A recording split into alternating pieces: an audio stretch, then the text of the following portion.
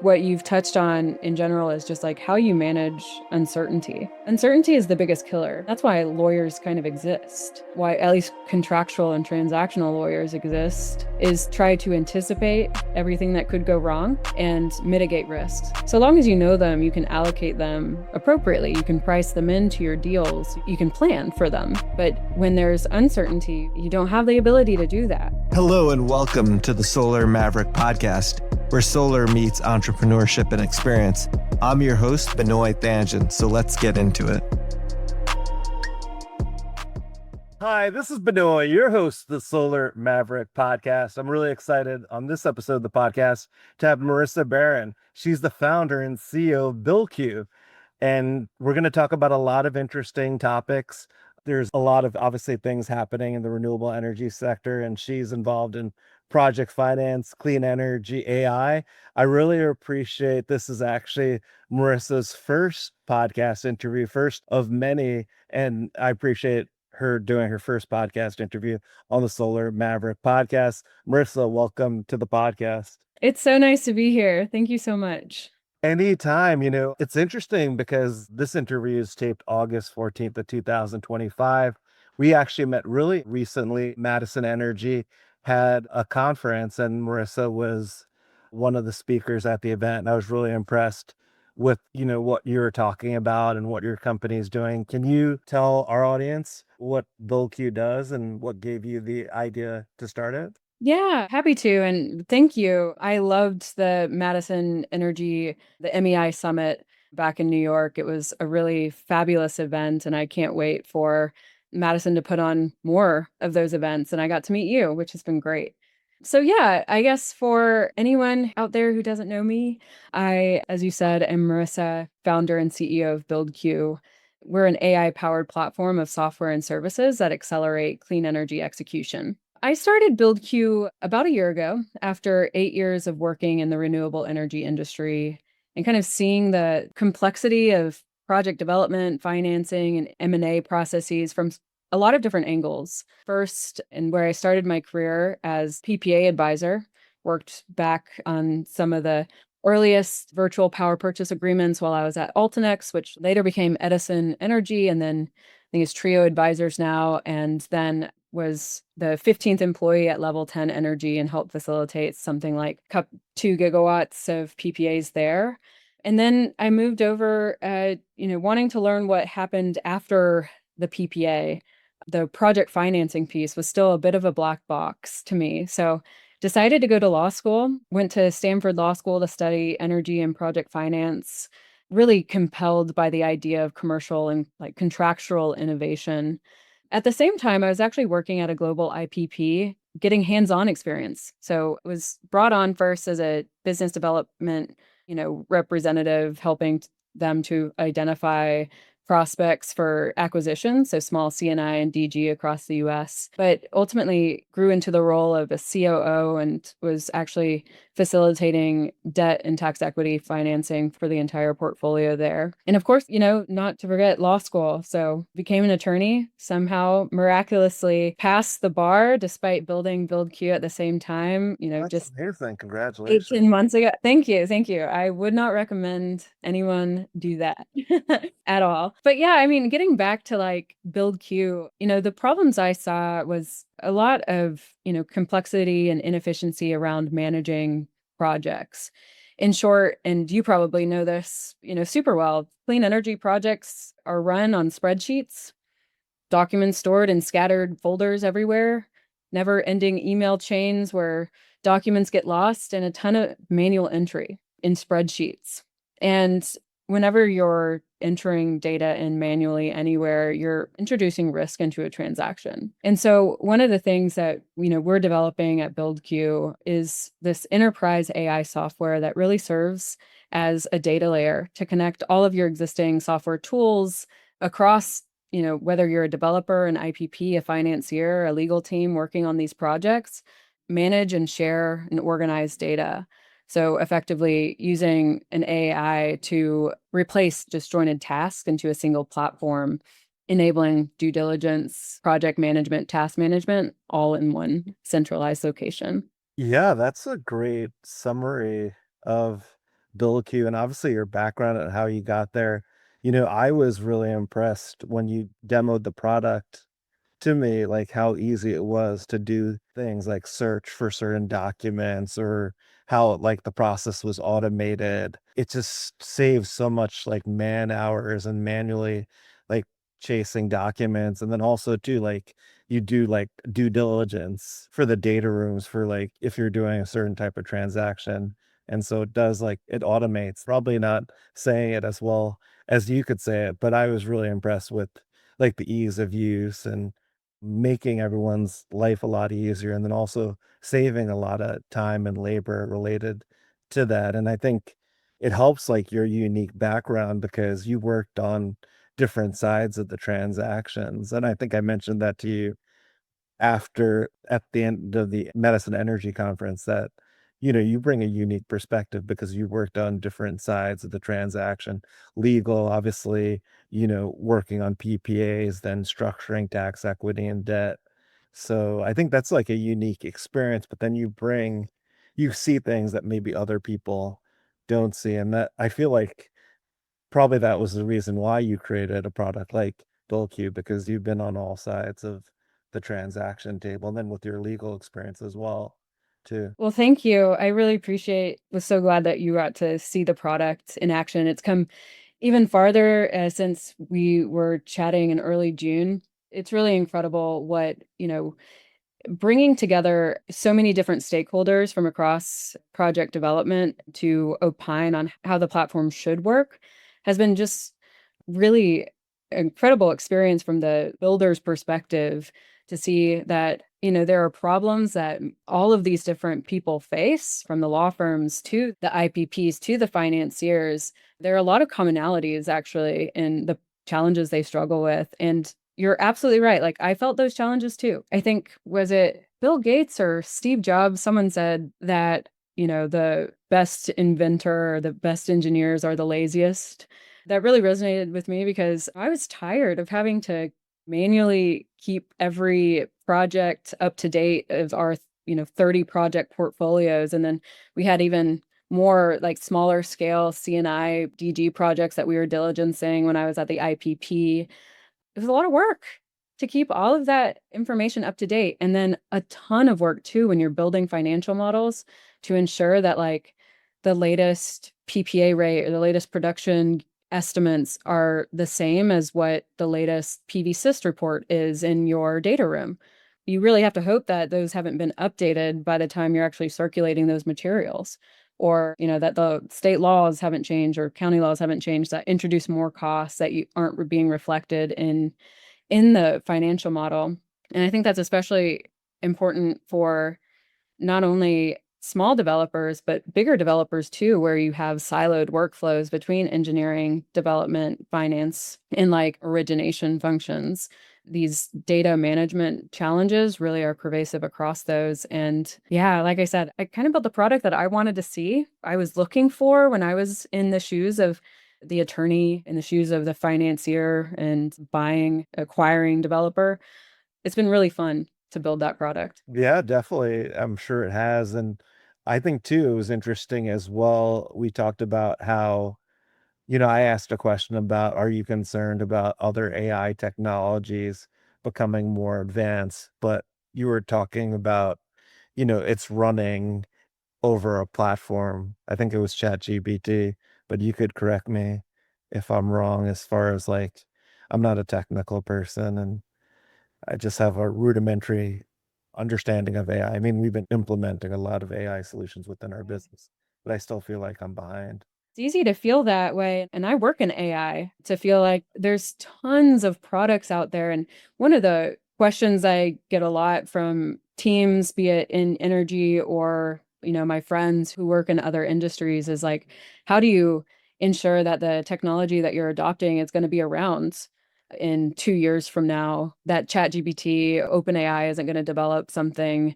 new and more powerful that replaces the AI tools that I'm using today. And it should be a concern for a lot of, AI companies out there that are building fine-tuned models and things like that. What BuildQ has done is be really intentional about how we future-proof our platform. We're always, since we do use like these foundational models in part to, you know, provide our services like OpenAI or Anthropic or Gemini, we build systems on top of those tools, meaning that whenever those systems get better, we get better. We're building frameworks for applying this powerful technology in the workflows of the energy space, of project development, of project finance and legal diligence, right? So we're like begging for the next model to come out because that means we can deliver even better, faster, more informed results without worrying about being kind of taken over by the next update. Yeah, definitely. I appreciate you explaining that because I know Yeah. that's like a common question that I hear people asking. And then it's also interesting as well. You also provide advisory work as well, right? As an advisor for companies. So it's not just the platform as well, but you help with these transactions. Is that correct? Yeah, that is right. So honestly, when I mentioned that I built the tool that I wanted to see, it was in part because I wanted to build an advisory business or a financing arranger business, facilitating M&A or tax equity and debt financing for developers that were currently being underserved by the market. They needed help. And I had the network expertise and certainly team to help us do that. So we actually started developing BuildQ, the enterprise AI platform that it is today, as an internal tool. It was going to be something that we would use to help our clients and help our deliver our advisory services faster, build a sim faster, produce due diligence docs faster, and facilitate closing and negotiations of contracts. So it's been very cool to see how that platform has evolved to be something just more than we could have imagined and more useful in like earlier stages of development as a project management tool.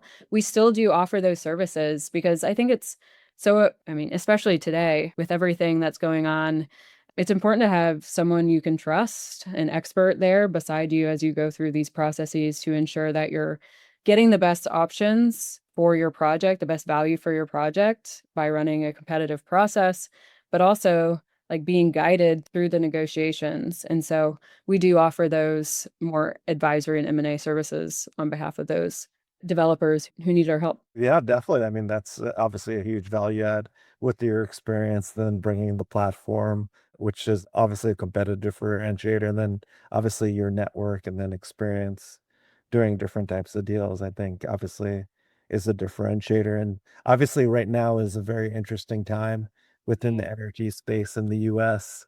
I've been really enjoying all the content that you put on LinkedIn about, what's happening in the industry. Obviously, you talk to a lot of different parties, and with the platform, I'm sure there's a lot of great data too that you're able to see certain sorts of trends happening. Can you talk about like what you're seeing obviously in the solar industry with the passage of the big beautiful bill? And obviously, I think next week we're supposed to get a better idea of safe harboring. And I'm hearing like the FIAC is taking a lot longer. There's a lot of discussion related to that. So it'd be great to get your perspective of what you're saying. And I think the right now safe harbor, qualification is the elephant in the room in renewables, particularly solar, wind, and battery projects. I have a friend who's on the Hill who is not reporting great news. As you mentioned, right, we're recording this on August 14th. On August 18th, next Monday, we're supposed to hear an update on the status of safe harbor requirements. And what they're hearing is that there's been little indication really from the administration or Republican stakeholders that there is interest in backing down from some of the aggressive tactics that they've been touting to curtail access to credits, and that we might see a raising of the 5% safe harbor threshold or an elimination of it entirely to something more like a continuous construction requirement. I think that is worst case scenario on the safe harbor side. And what we see as an effect in the M&A space right now is that IPPs are really focused, and developers too, with extensive development pipelines, are focused on those safe harbor projects. If you have the ability to safe harbor an asset, that is a huge value add.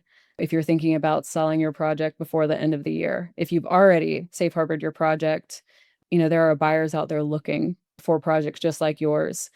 I think, more on a macro level, besides just like the safe harbor, near term focus on acquiring safe harbor projects or selling those, we will see, I think, in the next 2 years, 18 months to 2 years, some smaller mid-size developers have to sell a large portion of their portfolios just if they're not able to kind of weather the storm. And we've certainly heard from buyers from the global IPPs, domestic IPPs, those acquiring assets, that it's an exciting time to have a balance sheet, that they're acquiring projects aggressively in hopes of building pipeline. It's a double-edged sword there from my vantage point. But on an optimistic note, the developers that can persist, for the next 2 years, I mean, you're going to be well positioned. Electricity prices are going to skyrocket. That means the project economics are going to look that much better for renewable energy projects. They're certainly not going anywhere. As you probably watch, and everyone else out who listens probably looks at the Lazard LCOE reports. I mean, unsubsidized solar and wind still competitive with conventional fossil fuels, and that's going to be even more so the case if we continue on this course. Yeah, I agree with everything that you've said. I mean, a lot of what you said, I've heard the same things, and it'll be interesting. We're all waiting for the safe harbor information, and I've heard so many different theories to what it's going to be.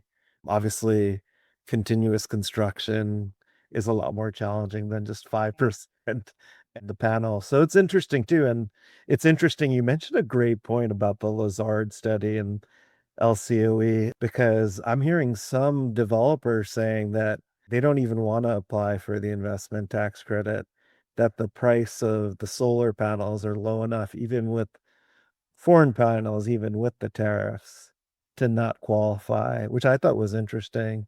Hmm. Wood Mackenzie actually came out with a study showing that, like, a FIAC related module is almost double the price of a module with the tariff.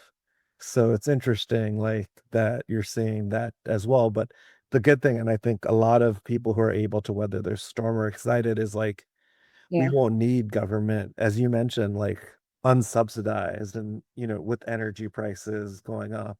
I think it's important to distinguish there's still some types of projects that really are being and activities that really are being hurt by Oh, the for sure. current regulations. I don't want to discount that. I think to caveat, like I'm talking about like large scale, utility scale projects, we'll continue to those connecting to the wholesale electricity markets. There's a future for them, but I just want to be sure to like be empathetic to the developers out there, those that were relying on solar for all or green bank For sure. financing and funding. Like it sucks for sure.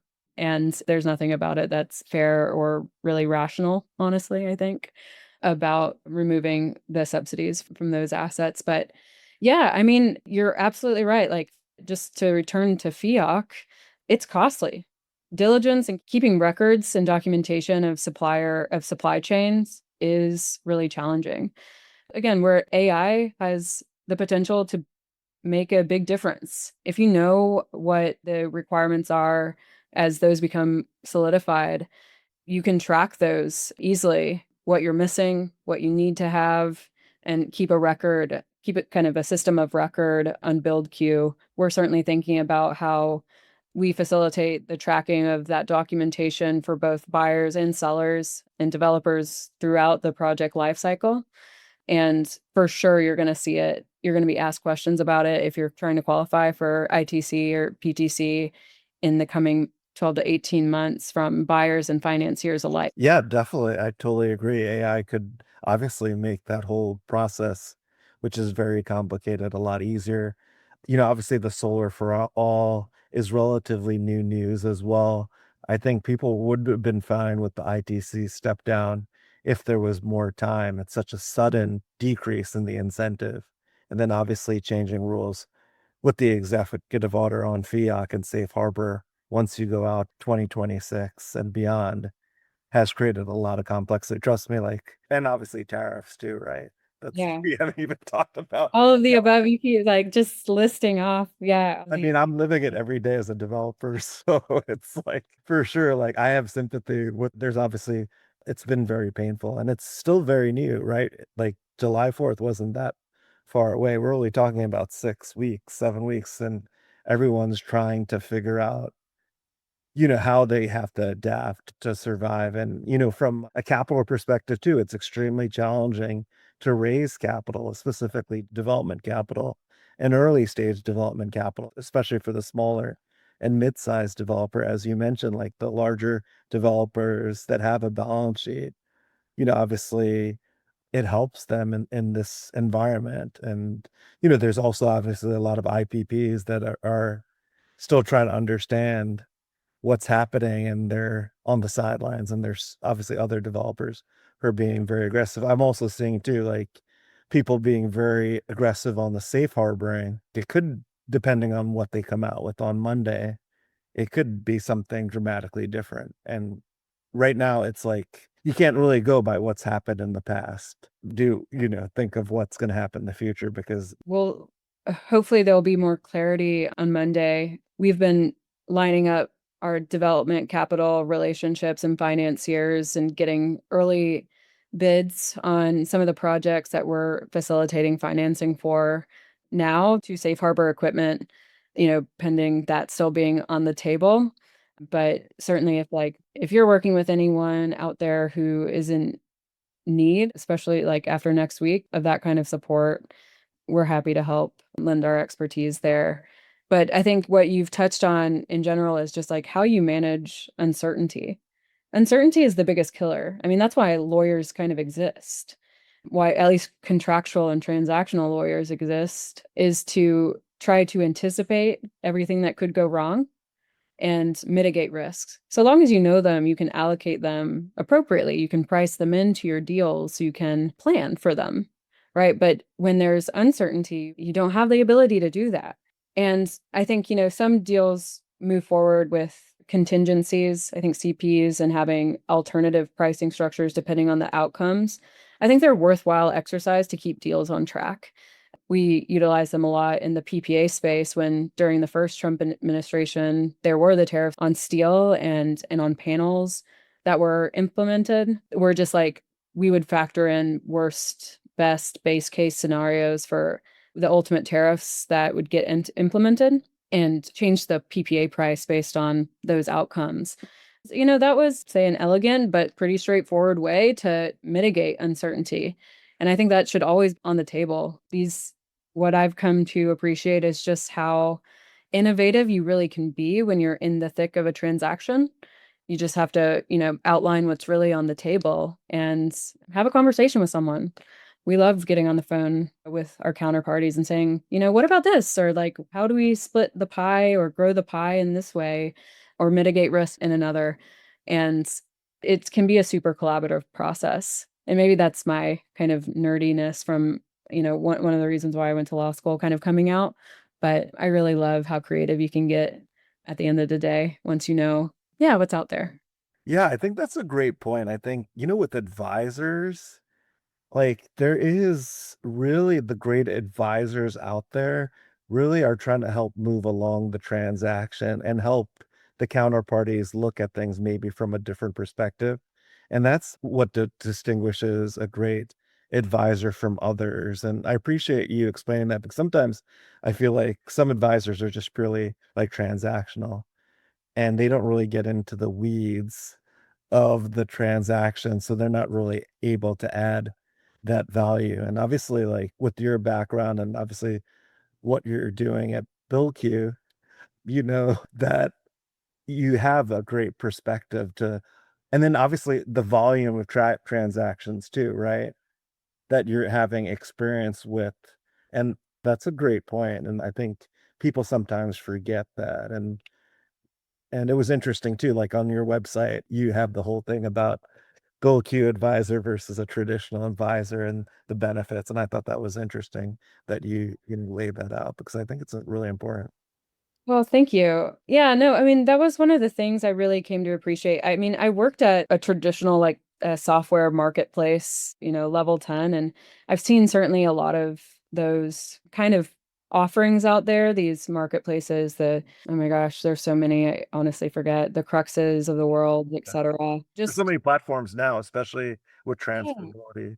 Yeah, exactly. And like, it's nice to maybe get an offer or two, but like, you don't know who that offer is coming from. You don't know who you're dealing with Great on the point. other side of the table and whether it's a good deal. Maybe it's the only offer you got. Like, is it fair? Is it reasonable? And where are the points to negotiate? Like, you miss all of that with, something that's totally divorced from like human services. And that's what we always say and has been core to how we think about BuildQ is that, we're human-centered, AI-powered services and software. We really focus on that human component in everything we do. And I think that's a huge differentiator, right? The human component with using technology. And it's interesting you mentioned that because we're a developer, but developers ask us to help them with different transactions. And I'm sure you've dealt with this before. Like sometimes developers want to deal with IPPs that they could do multiple. Everyone says this, and it's scalable. But I think the challenge sometimes too, when you do these blind processes, is you can't just go for the highest development fee Yeah. because you don't know who that counterparty is. You don't know, like this has happened to a lot of developers. You get under exclusivity. Then once you under exclusivity, they cut the development fee in half. Then you're like, oh, like, then they want to get out of the transaction because it was not their expectation. So it's interesting because then there's IPPs out there who try to price realistically what they think it's worth, but then you could do repeat business. So it's interesting because like it's all about the long-term relationship. And as you know, like the first transaction between the two counterparties are always the hardest. You're able to do that, it becomes, scalable. So, I could see like obviously the value in what you were saying, being human centric. That viewpoint is certainly drawn from personal experience, having been in bad deals. I've seen them, I've felt them. If you live through them, you know what to avoid at the end of the day, and you see the ones that work too. And at least I've, tried to take those experiences to provide the best advisory and support to the clients that we work with, the companies that we work with. And it's great. We were talking just before we started recording about you have the opportunity to talk to a lot of people, a lot of experts. And so your advice is really meaningful, right? And well informed. And talking to people like you, I think can be really beneficial. You just got to pick up the phone. The developers just need to pick up the phone and give you a call to talk through some of the things that they work through every day. Yeah, definitely. I agree. There's a lot of experts out there, definitely picking up the phone. Also, in-person meetings too. I find even no matter how well you know the person, you still could get more from an in-person meeting than on like a Zoom call or on a phone call, no matter how well you know that. That's why I'm looking forward to RE Plus, which Yeah. is coming up in 3 or 4 weeks. It's the largest renewable energy conference. I learn a lot from that conference because I'm able to talk to so many different people in a very short period of time. And I think this conference too is going to be more valuable than others because of the passage of the big beautiful bill recently. A lot of people are trying to figure out like how are we going to adjust based on the new environment. And I know obviously you live very close to the conference and will be attending, and I'm sure you'll have a lot of great in-person meetings. And We're really looking forward to RE Plus 2. I think our clients are planning on coming. We have a lot of prospective buyers that we're setting up conversations with. But coming back to that, the human part of all of these deals behind every project, behind every company, like this is a hard time for the industry. It's a hard time for the country, for a lot of people, regardless of what side you're on. Like inflation is crazy. Like prices at the grocery store ever been like higher? I don't know. It's a tough time and coming around like-minded people and this who work on similar projects, deal with similar problems, like connecting in just that way over a beer, at the Venetian casino bar, like that's meaningful. That's helpful. We're creating spaces to do just that. We're hosting a little happy hour at a bar here that you're obviously invited to and would welcome meeting anyone else there too. Of course, we'll have a booth as well. So anyone who's listening can come and find us. Yeah, and we'll have obviously all the details in the notes of the podcast as well if, people want to meet during RE Plus. As I mentioned too in the beginning of the podcast, like I really enjoy the content that you're creating on LinkedIn and I learn a lot from it. And I know I told you yesterday in the email that I really enjoyed like the insights page of the BuildQ and I love the solar valuation playbook, part one and part two. And it might be because I worked in valuation at Deloitte and Touche at Ernst and Young, but I still have that, sort of valuation mentality. But I think like this is really helpful, by the way, for developers. Like, a lot of developers are not like financially sophisticated. And I think you're doing a great service trying to simplify, like from a financial perspective, how a developer should look at a solar project. And I think like, there are obviously multiple different skills that developers that have to be successful and to help with the financial aspect of it, I think is a big value add.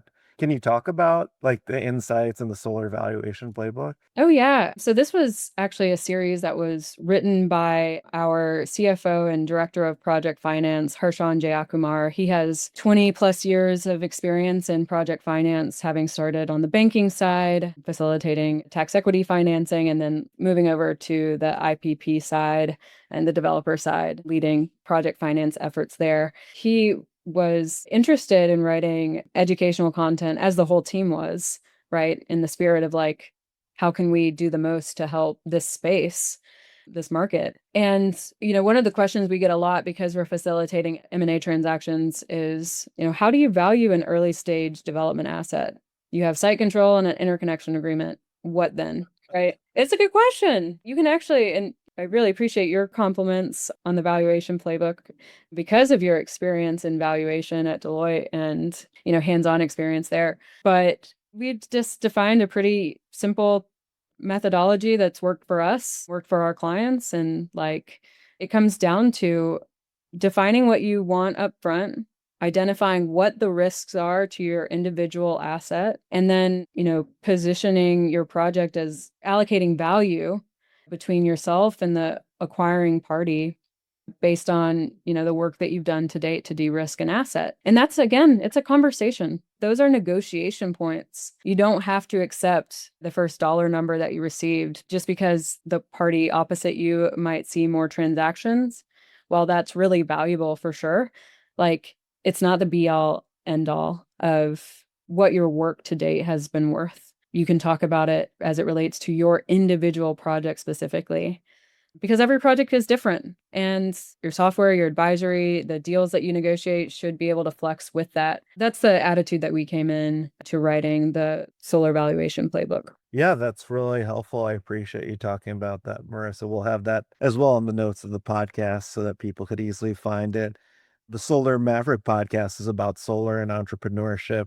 We call our listeners Mavericks. To be in the solar industry, you have to be a maverick and ride the solar roller coaster, which it continues to be. What advice would you have for anyone starting their own company? I know the first one is not to start a company and study the bar at the same time. What's the Yeah. second and third one? Oh my gosh. I always give the same like first piece of advice to when I'm talking to people who are thinking about founding the company or they're like building out a pitch deck for their first startup is that get a lot of advice, listen to that advice, but you don't necessarily have to follow it. You are building a company that has never been built before, and building that company might look different than every other one that has come before, especially if it's going to be groundbreaking. I learned this through, the hard way. I was listening, would get some advice and think that from people who have built their own companies or VCs, oh my God, venture capitalists that we would talk to would say that, we're building it wrong or you need to build it this way or that way. And we really clung on to that early advice when we were first starting out as like, oh, that is how you build a company. But that's absolutely wrong. Like once we realized like, oh, we just have to build this company. And I know this company better than anyone else in the world. So being confident that you know how to proceed in still an informed way, still getting advice, but doing what's right at the end of the day, because it's yours. And so I think that boils down to like, don't take advice in some cases or take it with a grain of salt. But after that, I think about, and the second piece of advice is, I guess, more focused on raising capital, but it could be equally as true when having client calls is try to get as many no's as you can. If I told you that you were 100 no's away from building a $1 billion company, you would try to get those no's as soon as possible, right? You would do everything to get to that many 100 no's. And I think that's really in the spirit of like trying and failing and breaking things and, failing fast, which is something that we do all the time. And that's been that kind of design mindset, not being scared of failure is something that guides us certainly every day. Yeah, that's great advice. I appreciate that. Yeah, each no is closer to the yes, and then you learn. And most successful entrepreneurs have failed the most, and that's what makes them successful. And you don't, unfortunately, a lot of people don't see the failure, they just see the success and they don't realize what that person has gone through to get to that point. So I appreciate you providing unique perspective. The other thing I was gonna say too is like I'm excited. I've had my own business now for 13 years.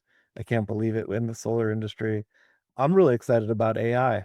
Like even we've tried to incorporate a lot already into our company and I'm already like amazed about like what AI could do.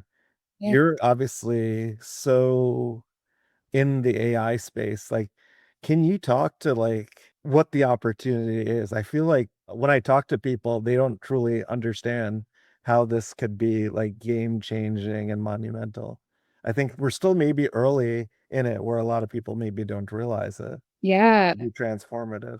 Yeah, I mean, the energy space isn't like necessarily known as like being technology, the first to adopt technology. But I mean, the way that I kind of think about it is goes back to what I was saying at the beginning was, every time you're manually entering data into a spreadsheet, be it a project tracker, a task tracker, contract management, a due diligence report, you are introducing risk and you're wasting time because you can be sure that something's going to change down the road. Your contracts will be renegotiated, your design drawings will update, your capacity, your capacity size, your production output from the project is going to change and rendering all of what you've entered as like obsolete or outdated. Really, with AI, you have the ability to streamline and reduce risk all of those manual processes. And so that's really what I see as being the potential for AI in this space is reducing OPEX by killing busy work and preventing avoidable fire drills, trying to update financial models, or, lowering financing cost. If you can accelerate diligence by your lawyers, make your information more accessible about your projects, about the contracts you've negotiated, the terms of those contracts, you de-risk your project while reducing the amount of time and legal costs that you're spending on getting the project's diligence. So I think given that OPEX and financing costs are two of the biggest like underlying cost of project development, like the potential just by eliminating those manual entry and automating your processes are huge value adds. Yeah, happy to get more specific too if you think it would be helpful. I mean, I think what you're saying is related more obviously to BuildQ or what AI could do. I mean, if you want, I mean, you could go into more detail unless I know like this is totally off the cuff like question, but Oh, just like in general, I mean, we're seeing a lot of AI applications when it comes to like interconnection or congestion pricing and capacity testing, operational, like asset management. So, the operation of battery energy storage systems, see AI in how, to most efficiently operate those assets using machine learning technologies. I mean, there's a lot of cool things happening using these edge devices and learning across like multiple different like projects in how those systems are being trained. Yeah, I think you're right to point out like we're talking about more document intelligence, contractual intelligence, pricing intelligence, but when it comes to just machine learning and AI generally, like the potential is enormous for this space when we think about actually optimizing asset performance across the grid. Yeah, definitely. And it's still early in the whole AI transformation. Maryssa, this has been an amazing interview. I appreciate your first podcast interview being on the Solar Maverick podcast. If our audience wanted to learn more about you and BuildQ, what's the best way for them to do that? And also, obviously, it sounds like you'll have it at RE Plus Las Vegas as well. Yeah, so connect with me on LinkedIn, send you the link so that it's available to you there, or email me at maryssa@BuildQ. That's BUILDQ.ai.